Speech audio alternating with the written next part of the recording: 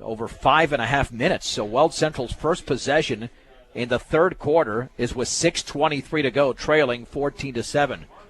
First and 10 at their own 16-yard line. The quarterback is Brandon Hoff. He'll hand it off on the left side and breaking a tackle across the 25 to around the 29-yard line. And getting a first down is Edgar Castro. It's a gain of 13. That's what the Bead Diggers don't want, and a Weld Central first down. Weld Central getting back to what they were doing in the first half, a dive trap play that they've been handing off to Castro all night, and he's doing a good job of picking up big, solid gains, getting first downs on first down. Yeah, that's even scarier. Like you said, first down on first down. First and 10 for the Rebels at their own 29-yard line. Neither team has scored since the opening quarter. We have 6 minutes to go in the third. It's 14-7 Brush. Quarterback Saris is going to run to his left, breaks out of a tackle, has the sideline, and he's going to run out of bounds. Not too much for Saris in terms of yardage as he got across the 30, it looked like. Let's see where the ball is spotted, right in front of the Weld Central bench. As the line of scrimmage was the 29, it looks like he's going to pick up 3 yards to the 32. Second down and 7 as the Bead Diggers did a nice job of forcing him along that sideline. And that was all Saris right there, and it was all speed. He took the snap around to the left side and just outran all the Brush defenders. Saris is the receiver to the left. Brandon Hoff, the quarterback, under center. Second down and 7 from the 32. Hoff, the handoff to the deep man across the 35 and into the secondary, and gaining 6 yards in the play is Scott Persicchiti. Well, he got through such a small hole. Looked like the Bead Diggers could have had him after about a 2-yard or 3-yard gain, but Shea Hansen was able to grab him, but not before he's able to pick up about 6 yards in the play. It'll be third down, and we'll call it 1. You know, it was a good play by Persicchiti there. You think you have a linebacker in there to fill the hole, but he's going to run through arm tackles. He showed that all night long, and as a matter of fact, all Weld Central running backs are going to run through arm tackles. Huge play for the Brush defense with 5:17 to go in the third. Bead Diggers leading 14-7. Third and 1 from the 38. Hoff to hand it off left side. First down. Castro dives across the 40 to the 42 before he's ankle tackled by Tyson Larrick. But it is a gain of 4 yards for Edgar Castro. Amazing. These teams look so similar on offense at times. Just getting a few yards here and there, but we've seen a lot of bending, but not too much breaking since the opening quarter. You see a lot of similarities, John, and that's when the things that finish these games is going to be one big play by either offense or either defense. One big play could probably decide the contest. For great family entertainment, check out Fire Lanes, 220 Cambridge and Brush. Walk in or reserve your time at Fire Lanes today. First and 10 from the 42-yard line. Hoff is under center, and he is back to throw, rolling to his right. Hansen trying to apply pressure, slips out of it, runs to his right, and he slips out of a tackle, will go out of bounds. And at around the 42, maybe the 43-yard line, the Bead Diggers nearly had Hoff for a sack. There were a couple of Bead Diggers there. Instead, it turns out to be either no gain or maybe about a foot for Brandon Hoff. They'll say no gain, second down and 10. You know, just a simple rollout pass for Brandon Hoff, but Shea Hansen did an excellent job of keeping outside contained there, making sure Hoff couldn't get out to see his outside receivers. Hoff had to cut it back in, broke a few tackles, and shows why he's an athletic player. Second down and 10 for Weld Central at their own 42-yard line. Excellent game that we're watching here from Bead Digger Stadium.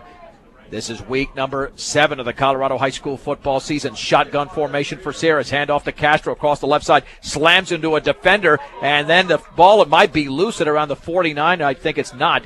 I just think Castro's down there. It's a gain of 6.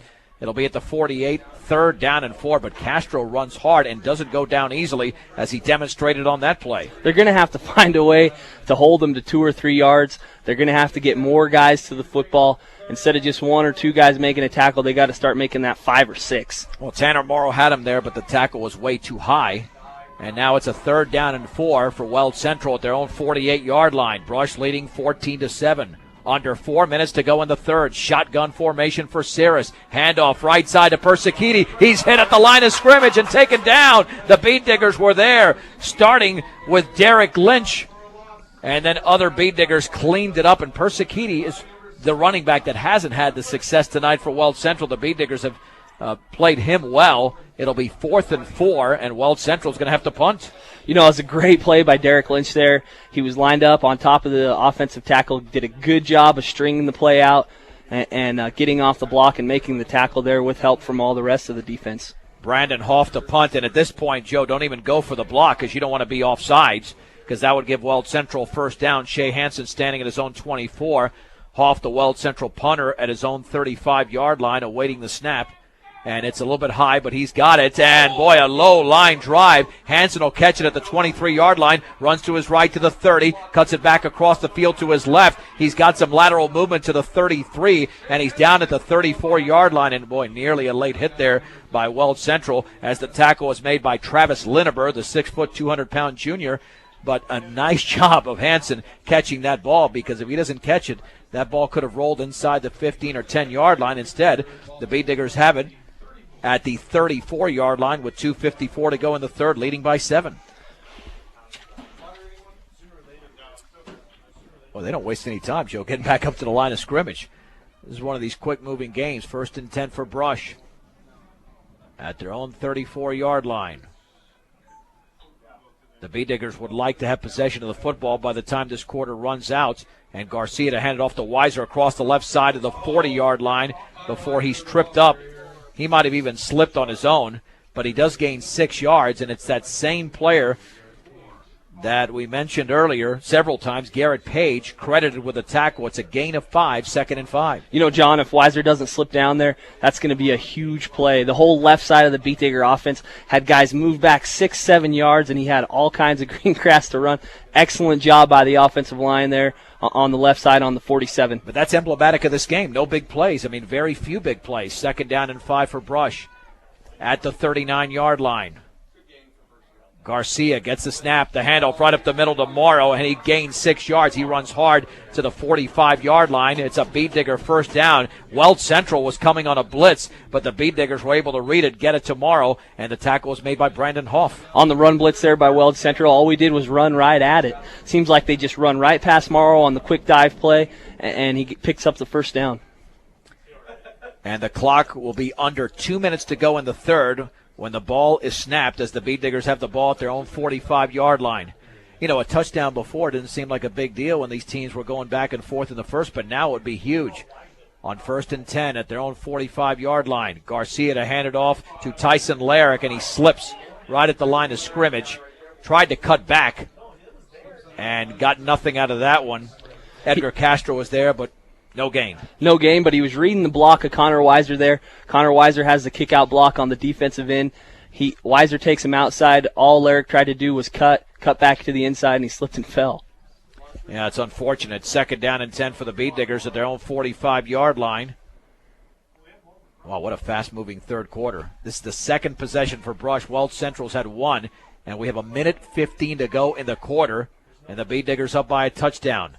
On 2nd and 10. Garcia to pitch it left to Morrow. The short side of the field, the ball pops out of the air, taken by J.J. Cirrus, and he's got the football inside the 40 to the 38-yard line, and the Beat Diggers have committed their first turnover of the game with 1:03 to go in the third, and the Rebels now are knocking on the door. You know, that's what we've been talking about all night, John. We've had a high-scoring first quarter, but nothing since then. It could take 1 or 2 big plays to determine the outcome of this football game, and this is a big play for the Weld Central defense coming up with the fumble recovery there. Huge play, but this is something that has happened earlier in the season. Tanner Morrow's a heck of a running back, but unfortunately the fumbles will happen on occasion.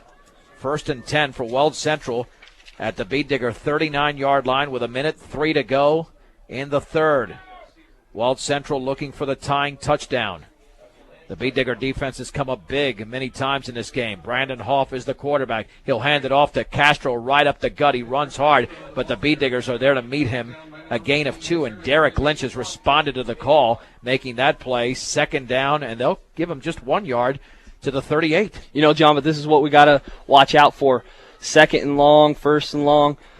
It could be a long pass play, maybe take a shot for the end zone here right after the fumble recovery. All right, they reset the football to the 37, so it is 2nd and 8, a gain of 2. And this could be the final play of the third quarter. We're under 30 seconds to go from the Beat Digger 37.